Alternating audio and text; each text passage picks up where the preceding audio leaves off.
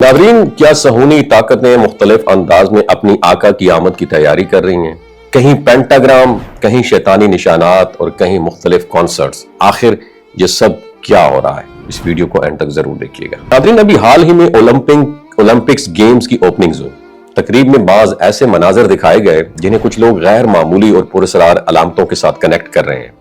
Screen पर एक ऐसी शक्ल दिखाई गई जो बकरी से मुशाबे महसूस होती थी और उसके ऊपर 5 कोनों वाली एक अलामती साख्त नुमाया थी जिसे आमतौर पर पेंटाग्राम कहा जाता है, और इसके साथ 2 अफराद खड़े दिखाई दिए जिनके ऊपर भी इसी नौइयत का 5 कोनों वाला निशान नुमाया था। बहुत से लोगों ने इस मंजर को देखकर सवाल उठाया कि आलमी सतह के इस इवेंट में ऐसी अलामतें दिखाने का मकसद क्या हो सकता है, और बाज हलकों में यह ख्याल भी पेश किया जा रहा है कि ऐसी अलामतें महज आर्ट या डिजाइन नहीं बल्कि एक खास पैगाम की नुमाइंदगी करती हैं।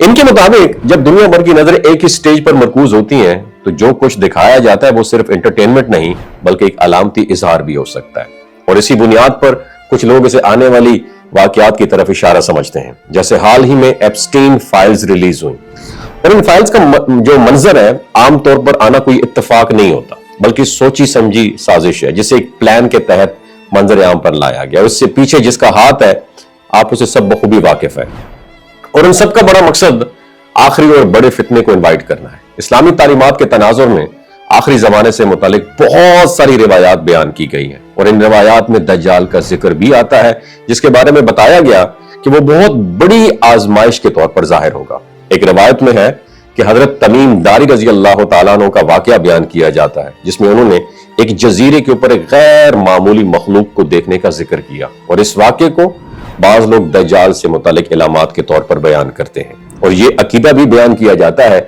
कि बातिल कुव्वतें अपने नजरियात और मंसूबों को दुनिया के सामने मुख्तलिफ अंदाज में पेश करती रहती हैं। जब आलमी सतह के प्रोग्राम होते हैं तो उन्हें एक ऐसा मौका समझा जाता है जहां पूरी दुनिया की तवज्जो एक जगह फोकस्ड हो जाती है। इसलिए कुछ लोगों का ख्याल है कि बाज अलामतों के जरिए एक खास नजरिया या तस्वुर पेश किया जाता है, और इस्लामी अकीदा यह है कि हक और बातिल की कशमकश हमेशा से जारी रही है और रहेगी, और यह भी ईमान का हिस्सा है कि हजरत ईसा अलैहिस्सलाम दोबारा तशरीफ लाएंगे और बातिल कुव्वतों का खात्मा करेंगे, और यह तालीम इंसान को उम्मीद और साबित कदमी का दर्स देती है कि आखिरकार सच्चाई ही गालिब आएगी। कुरान मजीद में एक वाकया हजरत इलियास अलैहिस्सलाम की कौम के बारे में बयान किया गया है जिन्होंने अल्लाह ताला को छोड़कर एक बुत बाल को पुकारना शुरू कर दिया था। वहां उन्हें समझाया गया था कि खालिक को छोड़कर किसी को पुकारना गुमराही है, और इस वाकये का पैगाम यह है कि इंसान को अपनी तवज्जो सिर्फ अपने रब की तरफ रखनी चाहिए और जाहिरी चीजों या अलामतों से मुतासिर होकर अपने अकीदे में कमजोरी नहीं आने देनी चाहिए। और इंसान के अंदर वसवसों और ख्यालात की एक दुनिया मौजूद होती है।